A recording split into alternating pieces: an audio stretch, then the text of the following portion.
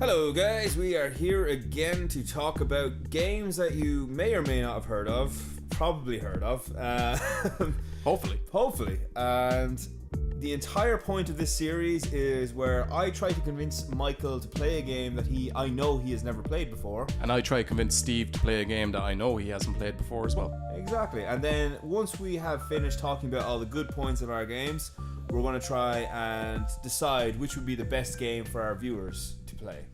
Exactly. So, Michael, would you like to reveal grandly, if you will, the game that you have decided that I should play definitely now?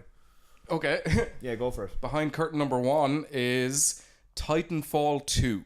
Ah, okay. Interesting. All right, okay. Yeah. Shoot. Tell me why I need to play this game. So, just a little background on the game. Titanfall 1 came out, was an Xbox One exclusive as far as I know. The company that made it, Respawn Entertainment, is made up of guys from Infinity Ward, who were the developers behind the original Call of Duty games, so Modern Warfare 1 and 2. So they know their shit about a really tight narrative-based story campaign in first-person shooters. And this is what Titanfall 2 has in spades. Maybe, bar the Half-Life games, one of the best campaigns I've ever played in the first-person shooter. Really? Yeah, unbelievable. That is a big claim. But, so this game sort of went under the radar. It got huge critical acclaim, but it was released, for some reason, EA decided to release it around the same time as Battlefield 1 and Call of Duty. So it just, it sold nothing in comparison to these games. And would you say it's better than both those games now, off the cuff? I haven't played that Call of Duty, whichever one it was. It might have been Advanced Warfare out that year, but I played Battlefield 1, and it has some good points, but nothing touches Titanfall 2. So basically, for anyone who doesn't know, I don't think you've played any of the Titanfall games. Did you play the first Titanfall? No, I don't have an Xbox. So. Okay. So basically, the gameplay is divided into two sort of sections. You have your Mech, or your Titan, I guess, and that's obviously slow movement, but huge weapons. So huge rockets and stuff. And there's different classes of Titan that you can use. Like, there's special abilities to have. Like, there's a sniper one, and there's one with a fucking sword and shit like that. So it gets pretty cool. It gets anime. Yeah. And then the other half is your pilot, and your pilot's very agile, and there's a big emphasis on movement within the game. So it's not a static cover-based sort of going to pop out and do headshots. It's more of a, I'm going to wall run and jump behind this guy and slide under this guy, almost like Vanquish. I did not know that. That's something like I'd always assumed like Titanfall was something that had an interesting narrative, was essentially your standard cover-based shooter. No, it's definitely got other elements to it like that, and the movement and combat. It can take a little while. When I first played it, I hadn't played a game like that really. I played a little bit of Vanquish, but I couldn't get into it. But like one where you're constantly moving and you're constantly finding new ways and points of attack on an enemy. Like it's very thrilling and very satisfying. Yeah. Is what I'd say. Visceral is the word you're looking for. Isn't it? Visceral. Is it visceral the word you're looking for? No. No, Visceral Games. They did a different type of game completely. Sorry. What games did they do? I know the studio name, but I don't know the. Did they do Dead Space? Maybe. You know what? We're going to have a big thing flashing on screen that says yes or no. We're going to talk about how dumb we were when we were talking about this. Yes, exactly. Dumbasses. 2 beers in. But okay, so basically, what sells this game, what its best point by far, is the campaign mode, like I said. And the secret ingredient is the variation that it provides. So, for example, one of the most celebrated levels in this game, and there's been a ton of analysis videos made about it, is a level called Effect and Cause. Right. You're exploring this abandoned scientific research area, and you come across a dead body with something on its wrist, a weird contraption, and you put it on yourself, as you do, and you press it, and you go back in time.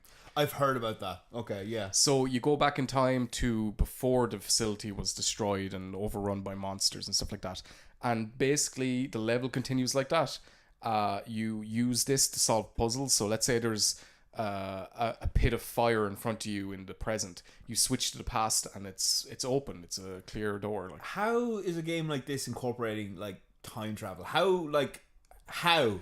Like how? It's the most amazing thing about it is though that at the end of the level they abandon it. Your device is destroyed. Are And you the serious? next level has a new hook. That's the thing. Every level seems to have a hook in it. Like there's another level that I wanted to mention that's in a huge factory that's basically constructing houses and buildings, and you fight within these houses as they're being constructed and going between conveyor belts. So the level is actually being made around you. Oh my as you god, move. that's badass. It's amazing, and you're jumping between different constructions, and at the very end you get to the top and there's a very intense scene or battle where you're in an enclosed environment. But the guys who made this obviously know their shit. They're excellent at presenting a cool gimmick, if you want to call it that, or hook at the beginning of a level and ramping up its use and intensity throughout it. So it's almost like every level is like a mini game of itself. That's awesome. I love that idea. Yeah. Very cool. I did think though that the time travel thing was I thought that was integral to the story. Now that's an interesting point. It's not the main hook of the story. It's not like a game maybe like Singularity or something like that, where or Portal even, where it's the main hook of the game and it's variations on that throughout. Those are great games. They don't time travel in Portal, man. Oh, sorry, but you know what I mean. Like, I get what that you sort mean, of mechanic is what I mean. But it is used to tell a narrative. So while you're going through the facility, you can see it in its bright, pristine past incarnation, but you can also see it in its damaged, ravaged, monster-infested present incarnation. Yeah, which is in terms of environmental storytelling, that's amazing. Like it organically tells you through gameplay what happened in this facility.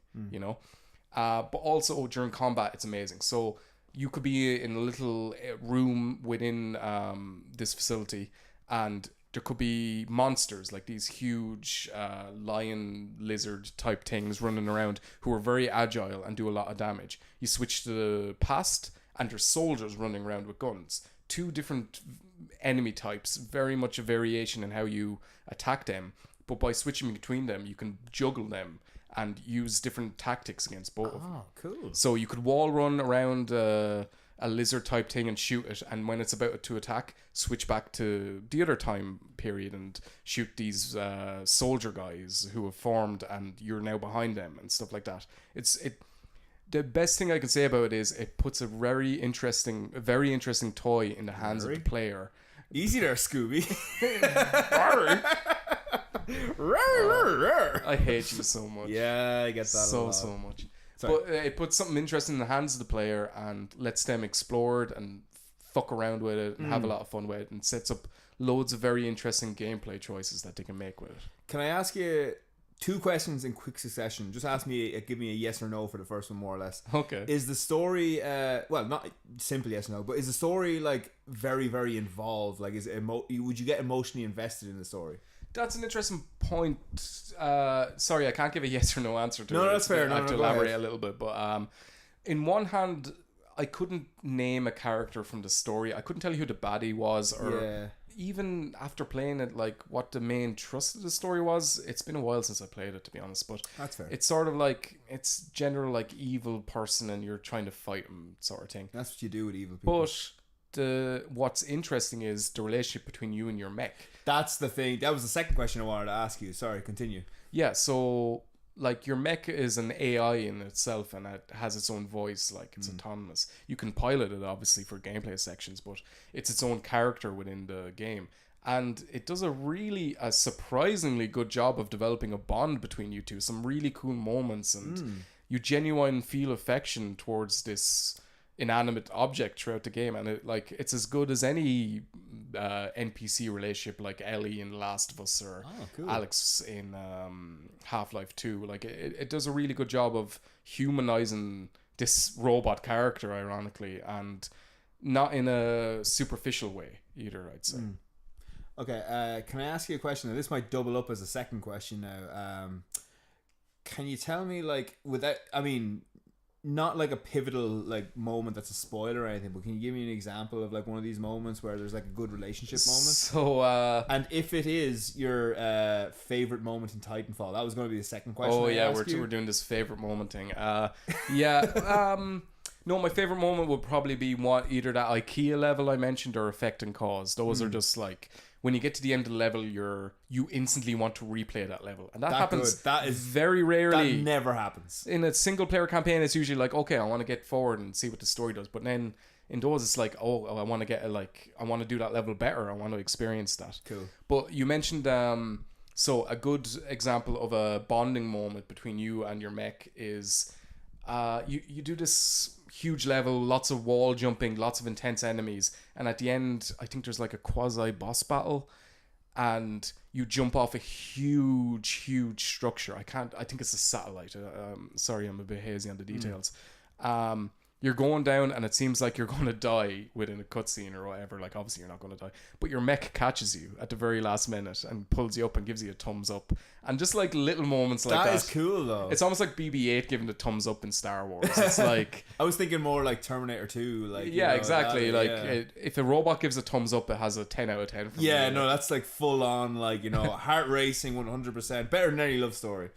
But that's Titanfall 2. It's very tight single player, lots of fun either in the mech or out of the mech. Oh, that's another thing I should have mentioned, that is, I know there's the two gameplay types, but the fact that you go from being relatively weak and agile to being strong and slow is such a great juxtaposition during the game. Like, it's really fun, and you feel so empowered when you're in the mech as well. Like, very cool game, and I think you'd really enjoy it. Sound okay. So Steve, what's your recommendation? I'm going to tell you straight up, right? It's a big steaming pile of shit compared to what you've just told me. Okay. Well, no, it's not. It's a good game, but like I'm not going to be able to tell you as many cool things about it. It's just a game that I quite like. Okay. I'm 99% certain that we're going to be recommend Titanfall, but anyway.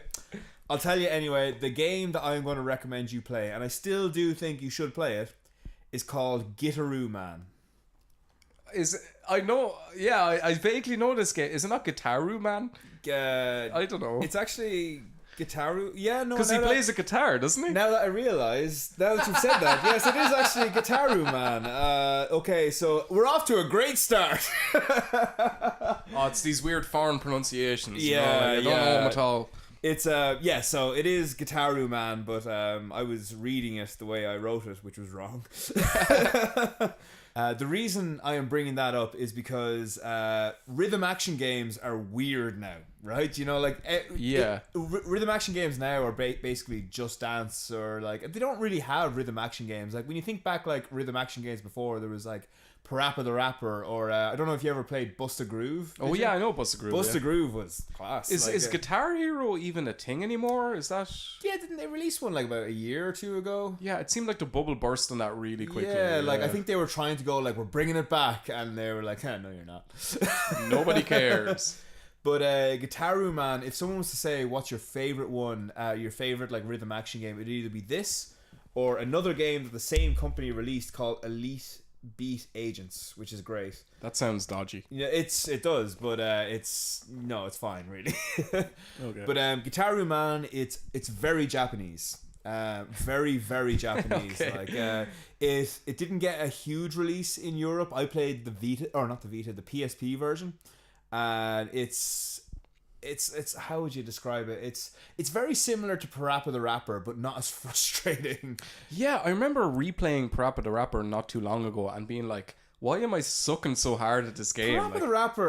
Parappa the Rapper is like a horrendous game when it comes to actually explaining what you're supposed to do. Yeah, exactly. There is no tutorial. There is like no explanation. The timing is so hard even on the first level. Like, I legitimately don't know. Are you supposed, like, they say, oh, and you can freestyle, and I'm like, how? How do I do that? Like, hit every button. Like, yeah. It's just like, I'm just like saying the same word and the same tone of voice again and again. I don't know if this is working. Sounds like one of our videos. But yes, it does. Every video.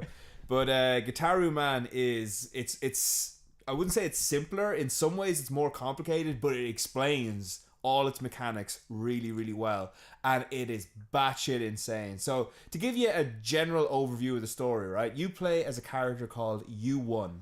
That's his actual name. Wait. Yeah, like YOUWON. No.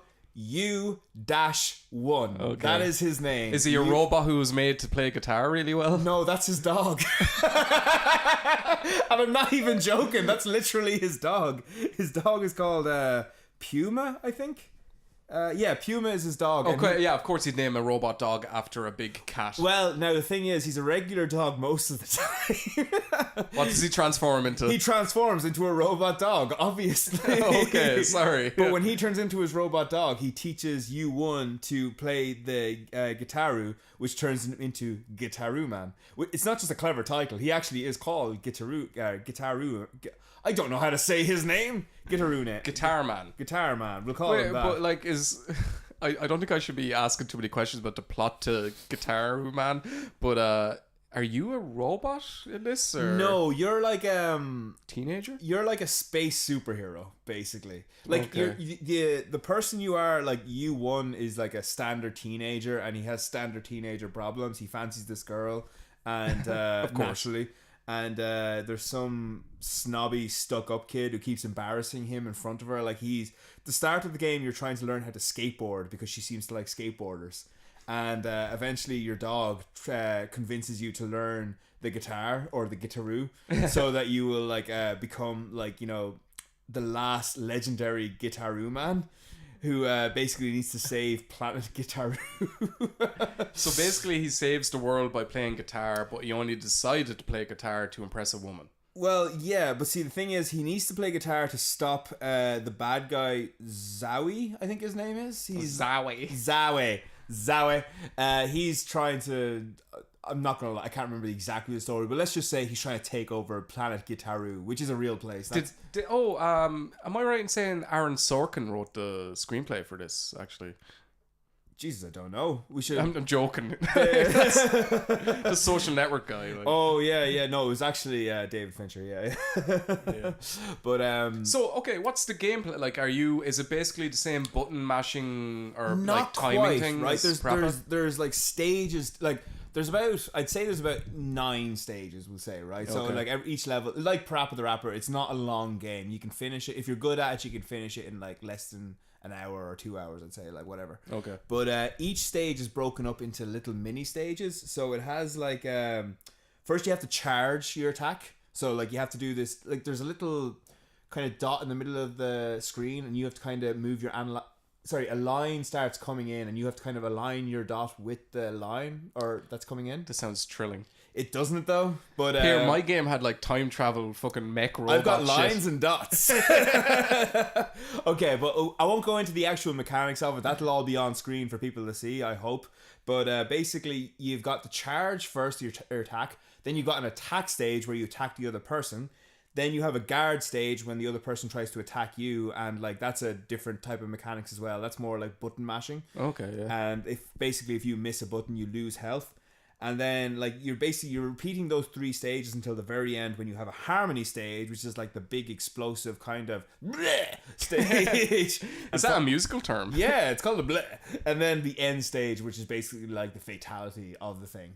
And it's just like, it's badass because every single person that you're battling against is batshit insane. The one that I always remember is when you're traveling through space and you're fighting a robot shark that is chasing your spaceship. Okay. That's one of them. Of course. Yeah, because why not? Yeah, you know, yeah. Other examples I remember is a man dressed as a giant bee with an enormous afro.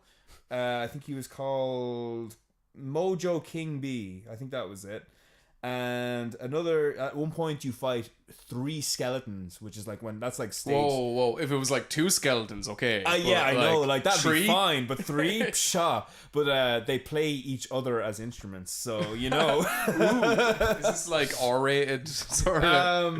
But like yeah, it's like it ups the ante. At the very end, you're in like this massive gladiator arena fighting this guy who is in an enormous mech suit, who's like also playing an enormous mech guitar. So this is sort of a tangent, but isn't it amazing? Like, I know we keep saying Japan is crazy and all, but isn't it so cool that these batshit insane games come out of there so regularly? Yeah, and it's just like, yeah, and like the fact that we dismiss it so easily is like Japan. It's like that shouldn't be a thing we dismiss. It's like the insane stuff that they do. But like the gaming world is all the better for having crazy shit like this in it in general. Absolutely, you know, the guys who the developers who published this, I told you they also did Elite Beat Agents. They also did the Black Eyed Peas experience on the Wii. So okay, we've all played that. Oh, naturally, yeah. Yeah, So yeah. like it's a bit varied. But the publishers, the guy who did this, is bizarre because they seemed exclusively to focus on stuff that is, you know, set in feudal Japan. Like they did the Dynasty Warriors series from 1 to 9, and they also did Romance of the Three Kingdoms, and they did Neo. Remember that one? Yeah. They did Warriors Orochi. They did Kessen. They also did GI Jockey. DGI Jockey? Yeah, exactly. That shit is insane, man. Like they have all these games that are focused on, like, you know, feudal Japan, and it's very like serious and all that. But then for this game, literally one rhythm action game out of nowhere. And now, to be fair, Somebody at their office has lost a bet. Exactly. Okay? You have to take the stupid guitar game. To be fair, now they did also have a dating game called Angelique, which was called a neo-romance game, and they also had a very adult erotic game called Nightlife. I think every Japanese studio bar Nintendo has one of those in their roster somewhere. Like. Oh, you haven't played Yoshi's Island, have you?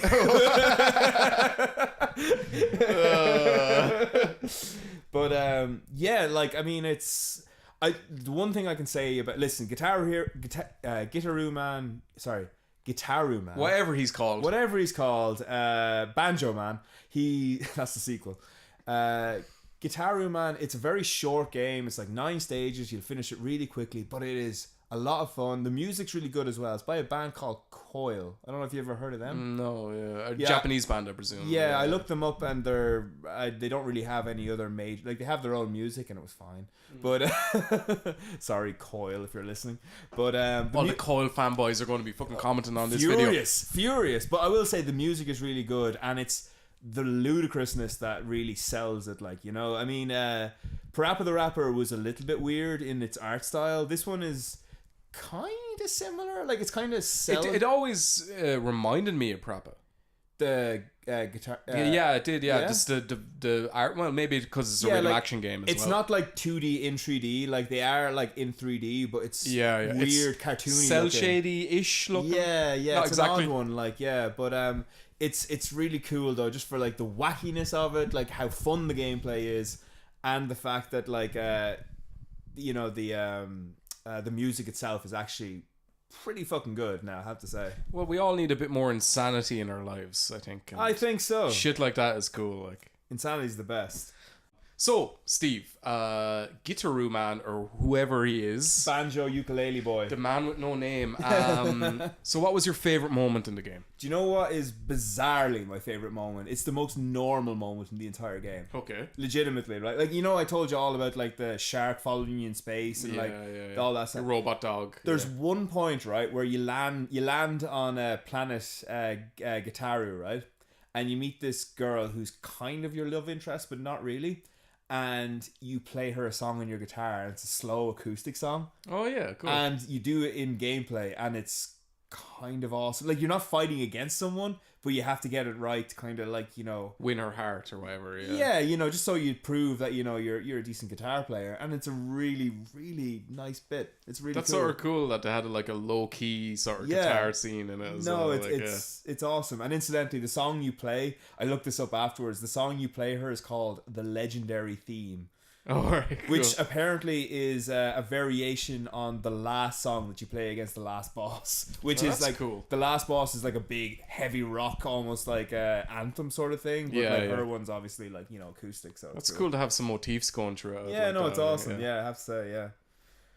All right, I guess we should wrap this baby up. Yeah, exactly. Throw it in the river. Now, I did love Gitaroo Man, but I feel like it's kind of paling in the face of Titanfall. Well, almost like some of the other ones we've recommended. I feel like people should try both of these games. Obviously, like, I mean, if people give very different experiences. Yeah, if people have the time, try both. But if let's say people only have the time to try one, I'd say Titanfall.